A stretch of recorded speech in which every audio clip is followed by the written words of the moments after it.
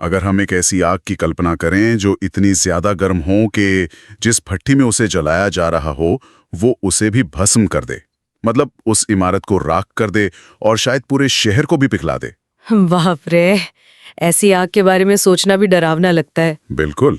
और आमतौर पर जब मानव इतिहास में कोई मशीन या इंजन बनाया जाता है ना, तो इंजीनियरों को पहले से पता होता है कि कौन सी धातु या कौन सा मटेरियल उस मशीन की गर्मी या दबाव को संभाल सकता है। हमारे पास स्टील है, टाइटेनियम है, कार्बन फाइबर है। हाँ, कुछ ना कुछ तो मिल ही जाता है। लेकिन क्या हो जब कोई ऐसी चीज बनाई जा रही हो जिसे भौतिक रूप से किसी भी मटेरियल में रखा ही ना जा सके, मतलब जिसे छुआ ही ना जा सके? हाँ, ये इंजीनियरिंग की दुनिया का सबसे बड़ा और शायद सबसे दिलचस्प विरोधाभास है। उमर, सदियों से हम चीजों को एक ठोस ढांचे में ढालने के आदी रहे हैं ना। बर्तन से लेकर स्पेस शटल तक सब कुछ किसी न किसी कंटेनर में होता है। सही कहा। लेकिन जब धरती पर एक तारे को उतारने की कोशिश की जाती है तो हमारे बनाए गए मटेरियल साइंस के सारे पुराने नियम एक झटके में टूट जाते हैं। और यही हमारे आज के इस विस्तृत विश्लेषण का मुख्य विषय है। हम दुनिया के सबसे बड़े टोकामाक रिएक्टर ITER के निर्माण में आने वाली सबसे बड़ी और सबसे जटिल इंजीनियरिंग चुनौतियों को डीकोड कर रहे हैं। बिल्कुल, और ये कोई छोटी बात नहीं है। हाँ, और इस विषय की गहराई तक जाने के लिए हमने ITER के वैज्ञानिक शोध पत्रों, अमेरिकी ऊर्जा विभाग के तकनीकी दस्तावेजों और न्यूक्लियर फ्यूजन की जटिल भौतिकी को समझाने वाले कई विश्लेषणात्मक वीडियो और आर्टिकल्स का अध्ययन किया है। हमारा मकसद ये समझना है कि धरती पर एक कृत्रिम सूर्य बनाना केवल एक वैज्ञानिक थ्योरी का परीक्षण नहीं है, बल्कि ये मानव इतिहास की सबसे कठिन इंजीनियरिंग पहेली है। एकदम सही। आज हम यही समझेंगे कि इतने विशाल पैमाने पर असीमित ऊर्जा बनाने के रास्ते में असली और व्यावहारिक रुकावटें क्या हैं। और ये समझना इसलिए भी बहुत जरूरी है क्योंकि ITER सिर्फ एक नई मशीन नहीं है। ये ब्रह्मांड की सबसे बुनियादी शक्ति यानी न्यूक्लियर फ्यूजन को एक छोटे से डब्बे में बंद करने की कोशिश है। जब हम तारों को देखते हैं तो वहां ये प्रक्रिया बहुत स्वाभाविक रूप से हो रही है, लेकिन धरती पर उस प्रक्रिया को दोहराना प्रकृति के खिलाफ जाने जैसा है। तो इस चुनौती के बिल्कुल मूल सिद्धांत से शुरू करते हैं। सूर्य में जो फ्यूजन होता है वो आसानी से इसलिए हो पाता है क्योंकि सूर्य के पास एक बहुत बड़ा हथियार है, उसकी विशाल ग्रेविटी। हाँ, सूर्य का आकार हमारी पृथ्वी से लगभग 1.3 मिलियन गुना बड़ा है। इतनी बड़ी मात्रा में मास होने के कारण उसकी ग्रेविटी इतनी भयानक होती है कि वो हाइड्रोजन के एटम्स को बिना किसी अतिरिक्त प्रयास के एक साथ कुचल देती है। मतलब उसे कोई खास मशीन नहीं चाहिए, बस उसका अपना वजन ही काफी है। बिल्कुल। सूर्य के कोर का तापमान लगभग 15 मिलियन डिग्री सेल्सियस है। इसी तापमान और उस अकल्पनीय भारी दबाव के कारण वहां पहली फ्यूजन चिंगारी बनी थी। और एक बात ध्यान रखने वाली है, उस पहली चिंगारी को सुलगने में करोड़ों साल लगे थे। करोड़ों साल? हाँ, सूर्य बहुत आलसी तरीके से फ्यूजन करता है। लेकिन धरती पर तो हमारे पास न तो सूर्य जितनी भारी भरकम ग्रेविटी है और न ही मशीन चालू करके करोड़ों साल इंतजार करने का समय है। हमें तो मतलब बटन दबाते ही कुछ ही सेकंड में फ्यूजन चाहिए। तो अगर हम ग्रेविटी की कमी को पूरा करना चाहते हैं तो हमारे पास केवल एक ही रास्ता बचता है, तापमान को बढ़ाना। और यहीं से इंजीनियरिंग का वो सिरदर्द शुरू होता है जिसकी हम बात कर रहे थे। धरती पर ग्रेविटी ना होने के कारण फ्यूजन की प्रक्रिया को तुरंत शुरू करने के लिए रिएक्टर के अंदर 150 मिलियन डिग्री सेल्सियस तापमान पैदा करना पड़ता है। बाप रे! ये सूर्य के कोर से 10 गुना ज्यादा गर्म है। 150 मिलियन डिग्री सेल्सियस, मतलब इस आंकड़े को दिमाग में बैठाना ही मुश्किल है। ये बिल्कुल ऐसा है जैसे कोई उबलते हुए लावे को एक पतले प्लास्टिक के कटोरे में रखने की कोशिश कर रहा हो। हाँ, बहुत सही उदाहरण है। कटोरा तो छूते ही पिघल जाएगा ना। तो फिर हम इस 150 मिलियन डिग्री के उबलते हुए सूप को होल्ड कैसे करते हैं? क्योंकि धरती की कोई भी धातु, चाहे वो कितनी भी मजबूत क्यों ना हो, इस तापमान को छूते ही राख या भाप बन जाएगी। यहीं पर भौतिकी का एक बहुत ही शानदार नियम हमारी मदद करता है। 150 मिलियन डिग्री पर गैस के एटम्स इतने ज्यादा गर्म हो जाते हैं कि वे आपस में बहुत तेजी से टकराते हैं। अच्छा, और उससे क्या होता है? इस टक्कर से उनके इलेक्ट्रॉन्स अपने न्यूक्लियस से टूटकर अलग हो जाते हैं।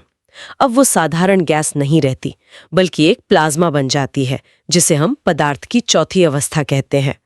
प्लाज्मा की सबसे खास बात यह है कि इसमें मौजूद कण इलेक्ट्रिकली चार्ज्ड होते हैं।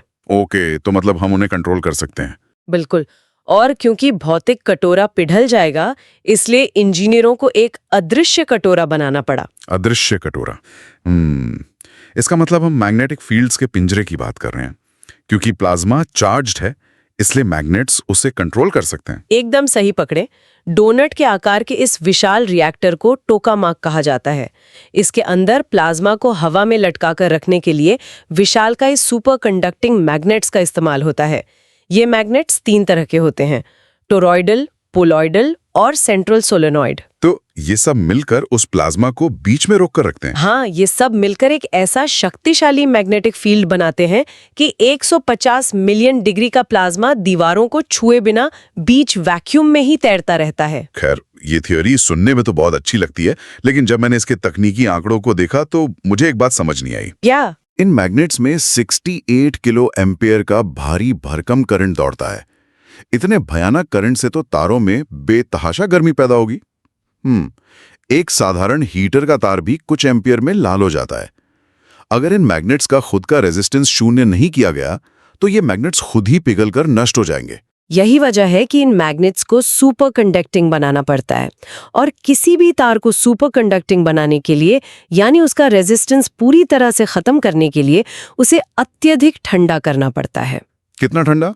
इसके लिए आइटर में लिक्विड हीलियम का उपयोग किया जाता है, जो इन विशाल मैग्नेट्स के तापमान को 4.5 केल्विन तक गिरा देता है। 4.5 केल्विन? हाँ, 4.5 केल्विन का मतलब है एब्सोल्यूट जीरो के बेहद करीब, यानी -268 डिग्री सेल्सियस। रुकिए, ये स्थिति तो किसी साइंस फिक्शन फिल्म से भी ज्यादा अजीब है। रिएक्टर के बिल्कुल बीच में सौर मंडल की सबसे गर्म जगह है, मतलब 150 मिलियन डिग्री, और उससे सिर्फ कुछ ही मीटर की दूरी पर ब्रह्मांड की सबसे ठंडी जगहों में से एक मौजूद है। हाँ, ये सुनने में नामुमकिन लगता है। ये दोनों एक्सट्रीम तापमान एक ही मशीन में एक साथ कैसे टिके रहते हैं? मशीन का ढांचा थर्मल स्ट्रेस से क्रैश क्यों नहीं हो जाता? ये आइटर की सबसे बड़ी इंजीनियरिंग सफलताओं में से एक है। इस असंभव अलगाव को बनाए रखने के लिए एक विशाल क्रायोस्टैट और थर्मल शील्ड्स का इस्तेमाल होता है। क्रायोस्टैट दुनिया का सबसे बड़ा हाई वैक्यूम चैम्बर है। ओहो, तो वैक्यूम होने की वजह से गर्मी ट्रांसफर नहीं होती? बिल्कुल, क्योंकि बीच में वैक्यूम होता है और वैक्यूम में कोई कण नहीं होते, इसलिए गर्मी का कंडक्शन या कन्वेक्शन लगभग नामुमकिन हो जाता है। यह एक बेहतरीन थर्मस फ्लास्क की तरह काम करता है। क्या बात है! अगर ये इंसुलेशन 1 सेकंड के लिए भी फेल हुआ तो मैग्नेट्स की सुपर कंडक्टिविटी तुरंत खत्म हो जाएगी, जिससे वे सामान्य तार बन जाएंगे, भीषण गर्मी पैदा होगी और मैग्नेटिक पिंजरा टूट जाएगा। और फिर वो उबलता हुआ प्लाज्मा दीवारों से टकराकर मशीन को पूरी तरह तबाह कर देगा। एकदम सही। अच्छा, तो मान लेते हैं कि हमने पिंजरा सफलतापूर्वक बना लिया और एक्सट्रीम तापमान को भी अलग अलग कर दिया, लेकिन प्लाज्मा का तापमान 150 मिलियन डिग्री तक पहुंचाना भी तो अपने आप में एक अलग चुनौती है। प्लाज्मा को गर्म करना कोई पानी उबालने जितना आसान तो है नहीं। मैंने पढ़ा था कि मशीन एक निश्चित तापमान के बाद खुद ब खुद तापमान को और बढ़ने से रोकने लगती है। ये क्या अजीब बात है! इसे समझना बहुत ही रोचक है। प्लाज्मा को गर्म करने की इस प्रक्रिया को 3 स्टेप इग्निशन कहा जाता है। सबसे पहले सेंट्रल सोलेनॉइड का इस्तेमाल होता है। ये प्लाज्मा के अंदर ही एक पावरफुल करंट पैदा करता है। इसे ओमिक हीटिंग कहते हैं। ठीक वैसे ही जैसे टोस्टर के तार गर्म होते हैं, है ना? तार का जितना ज्यादा रेजिस्टेंस होगा वो उतना ही गर्म होगा। बिल्कुल। तो इसमें समस्या क्या है? हम बस करंट बढ़ाते जाएं और तापमान 150 मिलियन तक पहुंच जाएगा। समस्या ये है कि प्लाज्मा किसी सामान्य तार की तरह बर्ताव नहीं करता। सामान्य धातु में तापमान बढ़ने पर रेजिस्टेंस बढ़ता है, लेकिन प्लाज्मा में बिल्कुल उल्टा होता है। अच्छा, उल्टा कैसे? जैसे जैसे प्लाज्मा का तापमान 20 या 30 मिलियन डिग्री तक पहुंचता है, उसके अंदर के कण इतनी तेज गति से भागने लगते हैं कि उनकी आपस में टक्कर कम हो जाती है। टक्कर कम होने का मतलब है रेजिस्टेंस का कम होना। ओह, तो इसका मतलब है कि 20 मिलियन डिग्री के बाद प्लाज्मा का अपना रेजिस्टेंस इतना कम हो जाता है कि करंट बिना किसी रुकावट के बहने लगता है। और क्योंकि कोई रुकावट नहीं है, इसलिए कोई नई गर्मी भी पैदा नहीं हो रही। ओमिक हीटिंग वहां जाकर दम तोड़ देती है। बिल्कुल सही पकड़े। ओमिक हीटिंग एक सीमा के बाद बेकार हो जाती है। इसीलिए दूसरा कदम उठाना पड़ता है, न्यूट्रल बीम इंजेक्शन यानी NBI। ये एक तरह से बाहर से गर्मी अंदर डालने का तरीका है। बाहर से कैसे? इसमें हम तेज गति वाले एटम्स को बाहर से एक बीम के रूप में सीधे प्लाज्मा के अंदर फायर करते हैं। ये बाहर से आए तेज एटम्स अंदर जाकर प्लाज्मा के कणों से जोरदार तरीके से टकराते हैं और अपनी काइनेटिक एनर्जी ट्रांसफर करके उन्हें और गर्म करते हैं। लेकिन एक मिनट, मुझे यहाँ एक बड़ी खामी नजर आ रही है। वो क्या? अगर हम बाहर से कणों को तेजी से फायर करना चाहते हैं तो उन्हें एक्सेलरेट करने के लिए उन्हें इलेक्ट्रिकली चार्ज करना होगा। लेकिन हमारा जो अदृश्य मैग्नेटिक पिंजरा है उसका तो काम ही चार्ज कणों को बाहर रोकना है। अगर हम चार्ज्ड बीम फायर करेंगे तो पिंजरा उसे अंदर जाने ही नहीं देगा, वो उसे डिफ्लेक्ट कर देगा ना। बहुत उम्दा सवाल है और इंजीनियरों ने इसका जो समाधान निकाला है वो इंजीनियरिंग का एक मास्टरपीस है। वे पहले कणों को आयन बनाकर उन्हें चार्ज करते हैं ताकि उन्हें एक्सेलरेट किया जा सके। हाँ, वो तो करना ही पड़ेगा। लेकिन ठीक, रिएक्टर में घुसने से पहले वे इस बीम को एक गैस के बादल यानी न्यूट्रलाइजेशन चेंबर से गुजारते हैं। वहां ये तेज कण अपने खोए हुए इलेक्ट्रॉन्स वापस ले लेते हैं और न्यूट्रल बन जाते हैं। कमाल है। अब क्योंकि वे न्यूट्रल हो गए हैं इसलिए मैग्नेटिक पिंजरा उन्हें देख ही नहीं पाता, वे पिंजरे को पार कर जाते हैं। हाँ, वे सीधा उबलते हुए प्लाज्मा के बीच में जा घुसते हैं और वहां प्लाज्मा की भीषण गर्मी से टकराकर उनके इलेक्ट्रॉन्स फिर से छिन जाते हैं। वे वापस चार्ज्ड हो जाते हैं और अब उसी पिंजरे के अंदर हमेशा के लिए फंस जाते हैं, अपनी सारी गर्मी प्लाज्मा को देते हुए। अरे वाह, ये तो सच में किसी जासूसी फिल्म के अंडरकवर एजेंट जैसा है जो अपना भेष बदलकर सुरक्षा घेरा पार करता है और अंदर जाके फिर से अपना असली रूप ले लेता है। बिल्कुल वैसा ही है। लेकिन 150 मिलियन के लक्ष्य तक पहुंचने के लिए एक तीसरा कदम भी है, रेडियो फ्रीक्वेंसी हीटिंग। इसे समझने के लिए झूले का उदाहरण बहुत सटीक लगता है। मैंने एक रिपोर्ट में पढ़ा था कि अगर कोई व्यक्ति झूले पर बैठा है तो आप उसे किसी भी समय धक्का नहीं दे सकते। आपको उसकी प्राकृतिक गति के साथ अपनी टाइमिंग मैच करनी पड़ती है। एकदम सही। रेडियो वेव्स भी बिल्कुल यही काम करती हैं। प्लाज्मा के अंदर आयन और इलेक्ट्रॉन मैग्नेटिक फील्ड लाइंस के चारों तरफ एक खास फ्रीक्वेंसी पर घूमते हैं। रेडियो फ्रीक्वेंसी हीटिंग के जरिए हम बाहर से उसी फ्रीक्वेंसी की इलेक्ट्रोमैग्नेटिक वेव्स अंदर भेजते हैं। तो उससे रेजोनेंस पैदा होता है? हाँ, ये रेजोनेंस पैदा करता है। ये वेव्स उस झूले की गति को इतना बढ़ा देती हैं कि तापमान आखिरकार 100 से 150 मिलियन डिग्री तक पहुंच ही जाता है। इसी तापमान पर एटम्स के पास इतनी ऊर्जा होती है कि वे एक दूसरे को रिपेल करने के बजाय जोर से टकराकर फ्यूजन कर सकें। तो चलिए, हमने प्लाज्मा बना लिया, उसे 3 अलग-अलग तरीकों से 150 मिलियन डिग्री तक गर्म कर लिया और मैग्नेटिक फील्ड से उसे हवा में लटकाकर सुरक्षित भी कर लिया। प्लाज्मा दीवारों को बिल्कुल नहीं छू रहा है। तो क्या अब हमारी मशीन पूरी तरह सुरक्षित है? क्या हम आराम की सांस ले सकते हैं? काश ये इतना आसान होता। ये सही है कि प्लाज्मा मैग्नेटिक फील्ड के कारण दीवारों को नहीं छूता, लेकिन फ्यूजन रिएक्शन में एक बाय प्रोडक्ट निकलता है, न्यूट्रॉन्स। अच्छा, न्यूट्रॉन्स। हाँ, जब ड्यूटेरियम और ट्रिटियम मिलते हैं तो बहुत सारी ऊर्जा के साथ एक हाई एनर्जी न्यूट्रॉन बाहर फेंका जाता है। और न्यूट्रॉन की सबसे बड़ी खासियत क्या है? कि उस पे कोई चार्ज नहीं होता। ठीक कहा। और क्योंकि उस पर कोई चार्ज नहीं है, इसलिए उसे दुनिया का कोई भी मैग्नेटिक फील्ड रोक या मोड़ नहीं सकता। बाप रे, मतलब हमारा मैग्नेटिक पिंजरा उन तेज गति वाले न्यूट्रॉन्स के लिए अस्तित्व में ही नहीं है। वे सीधे प्लाज्मा से निकलेंगे और सीधा रिएक्टर की दीवारों से जा टकराएंगे। बिल्कुल, ये तेज गति वाले न्यूट्रॉन्स और उनके साथ पैदा होने वाली बेतहाशा गर्मी लगातार रिएक्टर की दीवारों पर प्रहार करते हैं। इसीलिए रिएक्टर की सबसे अंदरूनी दीवार, जिसे फर्स्ट वॉल कहा जाता है, उसका निर्माण एक बहुत ही जटिल मुद्दा था। पहले आईटीआर के इंजीनियरों का प्लान इस दीवार पर बेरिलियम की टाइल्स लगाने का था। हाँ, लेकिन हाल ही में मैंने देखा कि आईटीआर ने अपने डिजाइन में एक बहुत बड़ा और रिस्की बदलाव किया है। उन्होंने बेरिलियम को हटाकर पूरी दीवार को टंगस्टन से बनाने का निर्णय लिया है। इतनी देर में ऐसा बड़ा बदलाव क्यों? इसके पीछे कई व्यावहारिक और सुरक्षा से जुड़े कारण थे। बेरिलियम एक जहरीला धातु है। अच्छा। जब प्लाज्मा के कण दीवार से टकराते तो बेरिलियम की खतरनाक और रेडियो एक्टिव धूल बनती। इतनी विशाल वैक्यूम मशीन के अंदर इस धूल को साफ करना रख रखाव के लिहाज से एक बुरा सपना साबित होता। ये तो बहुत बड़ी समस्या है।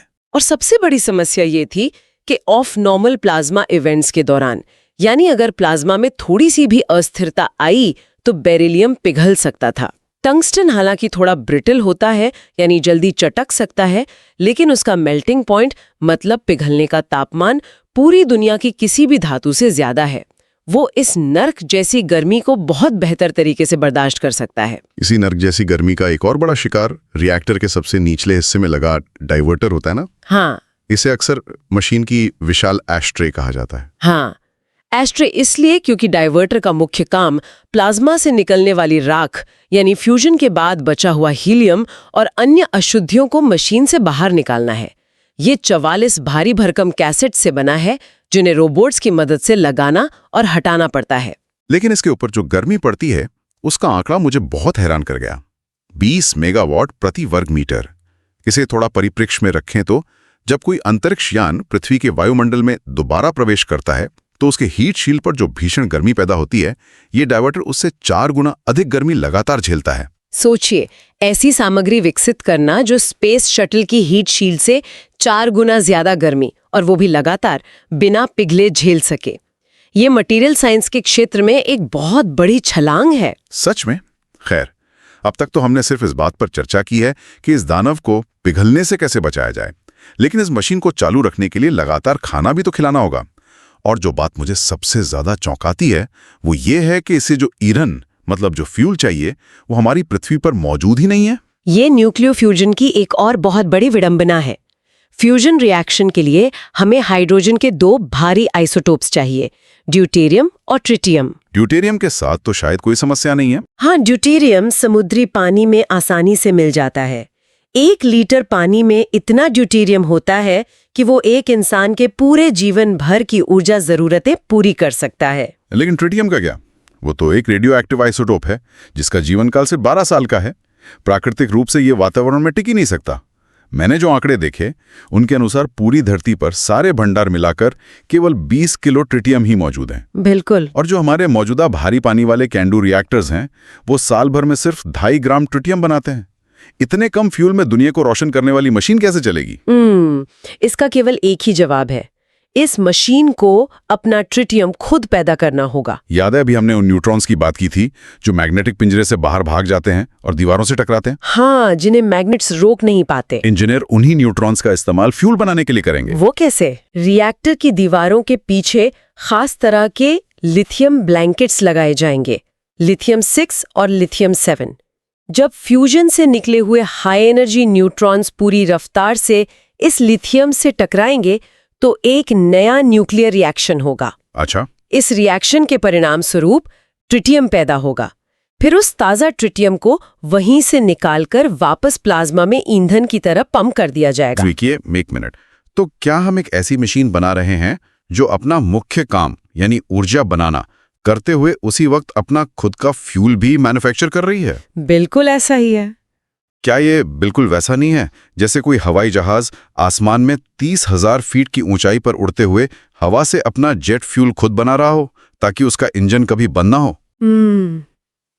ये एक बहुत ही शानदार और थोड़ा डरावना उदाहरण है। अगर लिथियम से ट्रिटियम बनाने की ये ब्रीडिंग प्रक्रिया 100% सफल नहीं हुई तो रिएक्टर कुछ ही समय में बंद हो जाएगा क्योंकि उसका फ्यूल खत्म हो जाएगा। ट्रिटियम सेल्फ सफिशिएंसी फ्यूजन ऊर्जा के भविष्य के लिए सबसे जरूरी और अनिवार्य शर्तों में से एक है। ये सब सुनकर दिमाग सुन्न हो जाता है। 150 मिलियन डिग्री का प्लाज्मा, उसी मशीन में एब्सोल्यूट जीरो पर काम करने वाले मैग्नेट्स, न्यूट्रॉन्स की लगातार बमबारी, मटेरियल्स का पिघलना और हवा में अपना फ्यूल खुद बनाना। इन सारी अभूतपूर्व इंजीनियरिंग चुनौतियों को पार करने का अंतिम लक्ष्य आखिर है क्या? इस पूरी जद्दोजहद का अंतिम लक्ष्य सिर्फ एक नंबर है, क्यू वैल्यू। आइटर का मुख्य लक्ष्य अपनी क्यू वैल्यू को 10 तक पहुंचाना है। इसका मतलब है कि अगर हम मशीन के मैग्नेट्स और हीटिंग सिस्टम को चलाने के लिए 50 मेगावाट ऊर्जा अंदर डाल रहे हैं तो मशीन फ्यूजन के जरिए 500 मेगावाट ऊर्जा बाहर निकालेगी। बिल्कुल 10 गुना मुनाफा। अगर ये प्रयोग सफल हो गया तो ये ऊर्जा के क्षेत्र में क्रांति ला देगा।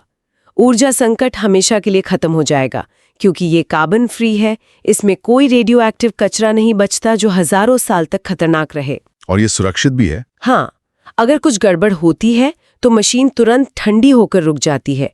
किसी चेर्नोबिल जैसे हादसे का कोई डर नहीं है इसमें। और इसके बाय प्रोडक्ट के रूप में जो तकनीकी विकास हो रहा है वो भी तो कम नहीं है। इन मैग्नेट्स को ठंडा रखने के लिए क्रायोजेनिक्स और सुपर कंडक्टिंग के क्षेत्र में जो तरक्की हुई है, उससे भविष्य में एमआरआई जैसी मेडिकल स्कैनिंग तकनीक सस्ती और बेहतर हो रही है। साथ ही डीप स्पेस एक्सप्लोरेशन के लिए हमें बेहतर मटेरियल्स मिल रहे हैं। सही कहा, हम सिर्फ ऊर्जा नहीं बना रहे, हम भविष्य की तकनीक की नींव रख रहे हैं। लेकिन इस पूरी चर्चा के बाद एक ऐसा विचार है जो मेरे दिमाग से निकल नहीं रहा है। क्या विचार है?